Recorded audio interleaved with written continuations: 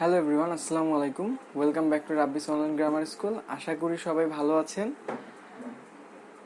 আজকে টিউটোরিয়ালটি শুরু করার আগে আমি একটি প্রশ্ন জিজ্ঞেস করি, সেটি হচ্ছে বাক্য আসলে কত প্রকার? 5 প্রকার নাকি 3 প্রকার?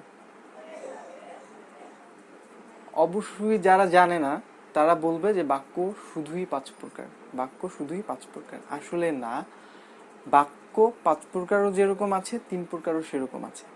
অর্থ অনুযায়ী বাক্য হচ্ছে 5 প্রকার এবং গঠন অনুযায়ী, বাক্যের স্ট্রাকচার অনুযায়ী বাক্য হচ্ছে 3 প্রকার, এবং সেই 3 প্রকারই হলো simple, complex, compound.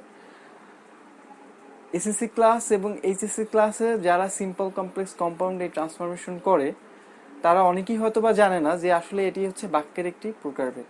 Assertive, imperative, interrogative, optative, exclamatory, এটি যেরকম বাক্যর প্রকারভেদ তেমনিভাবে সিম্পল, কমপ্লেক্স, কম্পাউন্ড এটি হচ্ছে গঠন অনুসারে বাক্যের প্রকারভেদ। ওই যে 5 প্রকার ওটি হচ্ছে অর্থ অনুসারে, এবং এই সিম্পল, কমপ্লেক্স, কম্পাউন্ড হচ্ছে গঠন অনুসারে। আজকে আমি জাস্ট এই সিম্পল, কমপ্লেক্স, কম্পাউন্ড সম্পর্কে বেসিক কিছু ধারণা দিব, যে সিম্পল বাক্য কি, কমপ্লেক্স কি এবং কম্পাউন্ড কি। ট্রান্সফরমেশন করতে গেলে তো আমরা অহরহ রুলস পড়ে থাকি, এবং মোস্ট অফ দ্য স্টুডেন্টস এই টার্ম, এই যে সিম্পল, কমপ্লেক্স, কম্পাউন্ড, এই টার্মটা কি হচ্ছে তারা সব থেকে গ্রামারের মধ্যে সব থেকে কঠিন মনে করে। আচ্ছা, আমি তাহলে জাস্ট ধারণা দিব যে আসলে সিম্পল কি, কমপ্লেক্স কি এবং কম্পাউন্ড কি। তো শুরু করা যাক। প্রথমেই যদি আমি আসতে যাই সিম্পল বাক্য নিয়ে, তাহলে সিম্পল বাক্য কি? এই তিনটা সম্পর্কে জানতে হলে তাহলে কিন্তু অবশ্যই ক্লজ ক্লজ এর যে পূর্ণাঙ্গ ধারণা সেটি কিন্তু থাকতে হবে। যদি কারো এই ক্লজ সম্পর্কে ধারণা না থাকে তাহলে সে এই টিউটোরিয়ালটির ডিসক্রিপশন বক্সে চেক করুন, যে সেখানে হচ্ছে এই ক্লজ সম্পর্কে একটি ভিডিও টিউটোরিয়ালের লিংক দেয়া আছে। আচ্ছা, তাহলে সিম্পল সিম্পল বাক্য হচ্ছে সাধারণত একটা প্রিন্সিপাল ক্লজ। কি প্রিন্সিপাল ক্লজ? প্রিন্সিপাল ক্লজ, একটি প্রিন্সিপাল ক্লজ। সিম্পল বাক্য মানেই হচ্ছে একটা প্রিন্সিপাল ক্লজ। আচ্ছা, আরেকভাবে বলা যায় সেটা হচ্ছে যে একটি মাত্র, এই যে পুরো বাক্যে একটি মাত্র ফাইনাইট ভার্ব থাকবে, একটি মাত্র ফাইনাইট ভার্ব, ফাইনাইট ভার্ব থাকবে। নন ফাইনাইট ভার্ব অনেকগুলোই থাকতে পারে, কিন্তু ফাইনাইট ভার্ব মাত্র একটিই থাকবে। তাহলে একটি মাত্র কি থাকবে? ফাইনাইট ভার্ব থাকবে। তাহলে এবং নন ফাইনাইট কিন্তু আরো অনেকগুলো থাকতে পারে। তাহলে আমরা জানলাম সিম্পল সেন্টেন্স হচ্ছে একটা প্রিন্সিপাল ক্লজ, এবং সেখানে অবশ্যই কি কি থাকে? প্রিন্সিপাল ক্লজে মাত্র একটি ফাইনাইট ভার্বই থাকে, একাধিক ফাইনাইট ভার্ব থাকতে পারে না। তাহলে আমি যদি এটার একটা এক্সাম্পল দেখি তাহলে দেখতে পারি আমি যে I saw a man crying. I saw a man crying. আচ্ছা, এখন এই ফাইনাইট এবং নন ফাইনাইট সম্পর্কে যদি ধারণা না থাকে যে ফাইনাইট ভার্ব কোনটা, নন ফাইনাইট কোনটা, তাহলে হচ্ছে ডিসক্রিপশন বক্সটি চেক করুন, সেখানে এই ফাইনাইট এবং নন ফাইনাইট ভার্ব সম্পর্কিত একটি পূর্ণাঙ্গ টিউটোরিয়াল দেওয়া আছে। ওই টিউটোরিয়ালটি দেখলে আপনি বুঝতে পারবেন যে ফাইনাইট ভার্ব কি এবং নন ফাইনাইট ভার্ব কি।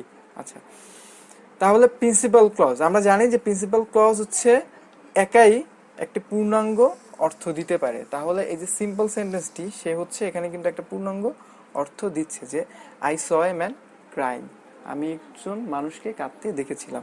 এখানে আবার এখানে কিন্তু এই একটি মাত্র ফাইনাইট ভার্ব, স হচ্ছে একটা মাত্র ফাইনাইট ভার্ব, এবং এই ক্রাইং এটি হচ্ছে নন ফাইনাইট। তাহলে এটা হচ্ছে ফাইনাইট এবং ক্রাইং হচ্ছে নন ফাইনাইট, নন ফাইনাইট। তাহলে আমরা কি দেখলাম? যে সিম্পল সিম্পল সেন্টেন্স মানেই হচ্ছে যেখানে একটা মাত্র প্রিন্সিপাল ক্লজ থাকবে। আমি আগেই বলেছি যে এই সিম্পল, কমপ্লেক্স, কম্পাউন্ড বুঝতে গেলে ক্লজ এবং ভার্ব সম্পর্কে ক্লিয়ার ধারণা থাকতে হবে। তাহলে এটা হচ্ছে একটা প্রিন্সিপাল ক্লজ। সিম্পল মানেই হচ্ছে যে একটা প্রিন্সিপাল ক্লজ এবং হচ্ছে একটা মাত্র ফাইনাইট ভার্ব থাকবে, যেমন এখানে হচ্ছে একটি মাত্র ফাইনাইট ভার্ব। আচ্ছা, এরপরে কমপ্লেক্সে যাওয়া যাক। ওকে,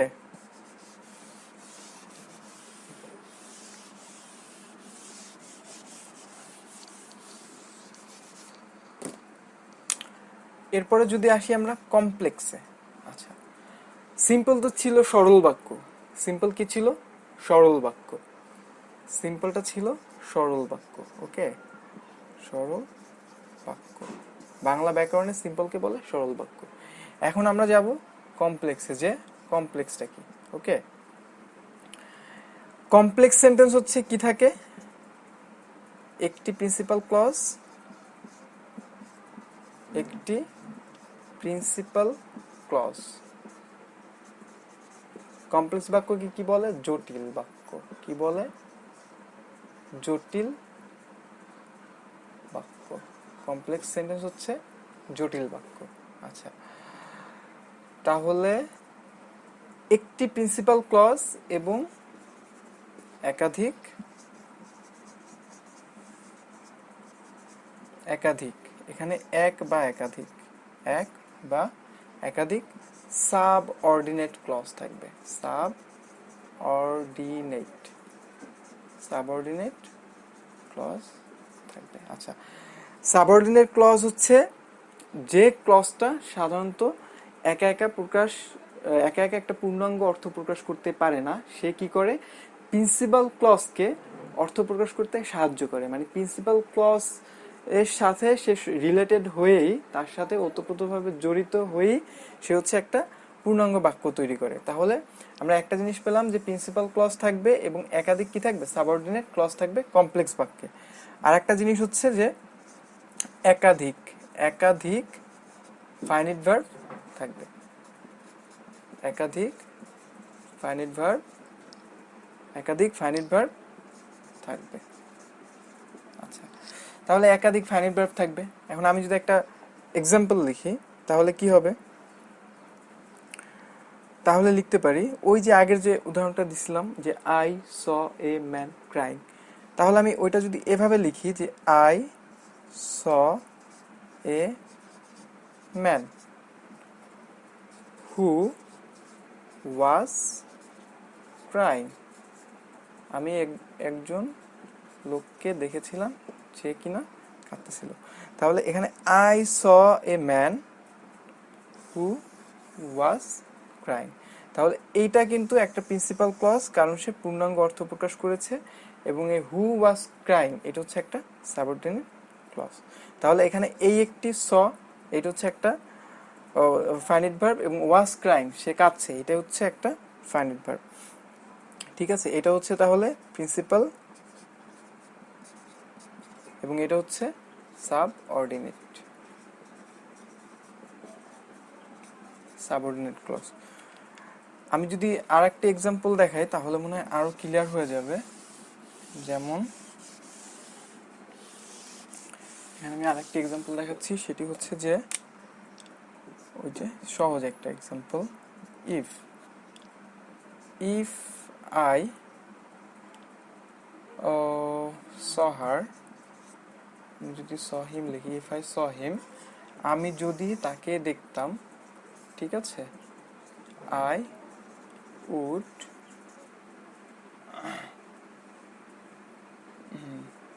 tell him about this incident. আমি তাকে ঘটনাটি সম্পর্কে বলতাম। তাহলে এখানে কিন্তু এই যে এই ক্লজটি ইফ আই স হিম, এটা কিন্তু একটা সাবঅর্ডিনেট ক্লজ। আর এখানেও কিন্তু সাবঅর্ডিনেট কনজাংশনও যুক্ত আছে। এবং পরের যে ক্লজটি আমি তাকে ঘটনাটি সম্পর্কে বলতাম, এটি কিন্তু হচ্ছে একটা প্রিন্সিপাল ক্লজ। তাহলে আমরা দেখলাম যে কমপ্লেক্স বাক্যে কি থাকে? যে আমাদের একটি প্রিন্সিপাল ক্লজ থাকে এবং আরেকটি সাবঅর্ডিনেট ক্লজ থাকে। আচ্ছা, এটাকে কিন্তু এভাবেও লেখা যায় যে আমি আগে যদি প্রিন্সিপাল ক্লজটি লিখি তাহলে এই কমাটার মাঝখানে বসবে না। যেমন I would tell him about this matter if I saw him. আচ্ছা, এরপরে হচ্ছে কমপ্লেক্স।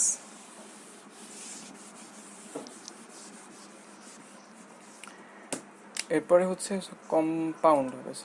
কম্পাউন্ড বাক্য মানে হচ্ছে যৌগিক বাক্য। বাংলা ব্যাকরণে এটাকে বলা হয় যৌগিক বাক্য। ওকে, বাংলা ব্যাকরণে বলা হয় যৌগিক বাক্য। ঠিক আছে, আচ্ছা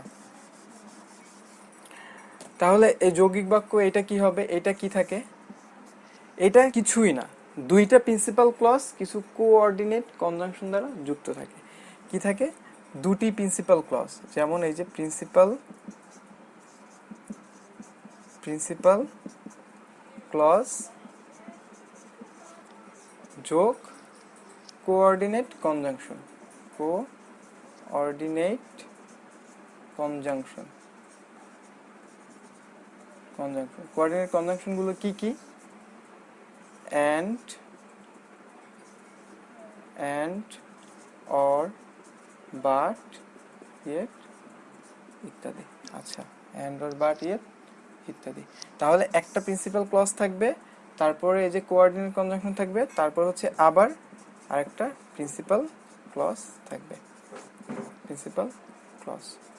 আমি যদি আগের ওই বাক্যটাই যদি ওই লিখি, তাহলে আমি এভাবে লিখতে পারি যে I saw a man, I saw a man, আমি একটা লোক দেখেছিলাম। ওকে, তারপরে and এবং he was crying, he was crying, I saw a man and he was crying। তাহলে এই যে এটা কিন্তু একটা প্রিন্সিপাল ক্লজ, যে সে কাঁদতেছিল, তাহলে এটা হচ্ছে প্রিন্সিপাল ক্লজ। এটা হচ্ছে কি, এটা হচ্ছে প্রিন্সিপাল ক্লজ, প্রিন্সিপাল ক্লজ। এবং এই and হচ্ছে একটা কনজাংশন, কোঅর্ডিনেট কনজাংশন। আচ্ছা, তাহলে এই ছিল হচ্ছে সিম্পল কমপ্লেক্স কম্পাউন্ড সম্পর্কে বেসিক ধারণা। আমি অন্য কোনো ভিডিওতে দেখাবো যে কিভাবে ট্রান্সফরমেশনের সময় সিম্পল থেকে কমপ্লেক্স, কমপ্লেক্স থেকে কম্পাউন্ড, আবার কমপ্লেক্স থেকে সিম্পল, কমপ্লেক্স থেকে কম্পাউন্ড, অর্থাৎ এই যে ট্রান্সফরমেশন সিম্পল কমপ্লেক্স কম্পাউন্ডের যে ট্রান্সফরমেশন, সেটি দেখাবো অন্য কোনো টিউটোরিয়ালে। এর জন্য আমাদের চ্যানেলটিকে সাবস্ক্রাইব করতে হবে, আমাদের চ্যানেলটিকে সাবস্ক্রাইব করবেন এবং বেল আইকনটিতে ক্লিক করে আমাদের সঙ্গেই থাকবেন। দেখা হবে অন্য কোনো ভিডিওতে অন্য কোনো গ্রামার নিয়ে। আল্লাহ হাফেজ।